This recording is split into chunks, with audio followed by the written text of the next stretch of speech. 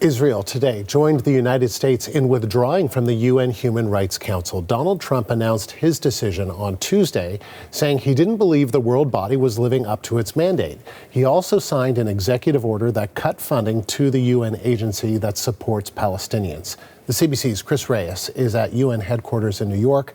I asked her what people there are saying. Hi, Andrew. Good afternoon. So I'll tell you the short answer and the long answer. So the short answer is that we're not hearing anything directly.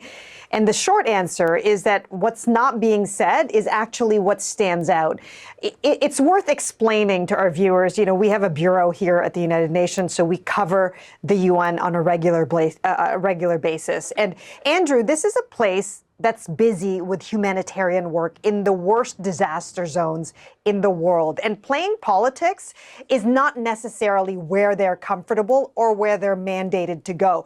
So for better or worse, the UN is often in diplomacy gear, and that means careful language, endless talks. I've been to 3 press encounters now here at the UN just in the last 2 days, and very notable, Andrew, is that no one here is addressing President Trump directly. I'm not even hearing them call him by name. There's a lot of vague language that they're using, which is not atypical here at the UN, but it's a real standout given President Trump's rampant attacks against the UN and all of its bodies. You know, we've heard Trump say the UN has great potential, as you mentioned, but it's not working. He has pulled out of the WHO, pulled funding from UNRWA, and now possibly pulling out of the ICC later tonight. Today, Andrew, the Secretary General gave remarks to the media, but took no questions and didn't even address the issue of the U.S. taking over Gaza, as brought up by Trump a couple days ago. And today we had a briefing with Dr. Pieperkorn, who is the main rep in Gaza and the West Bank for the WHO. And granted, he is a humanitarian concerned with delivering aid and health assistance to those in need on the ground. But we wanted to put the question to him, how do you deliver the message of the importance of the organization that he works for to a president who seems to see no value in it? Have a listen to our exchange.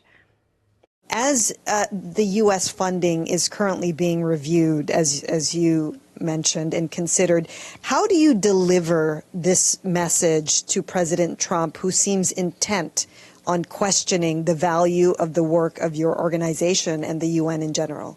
I think it has been raised at all levels, that because we regret that announcement, and we really hope that this is being reviewed and reconsidered. The funding, of course, is important, but not just the funding, it's also the collaboration and coordination.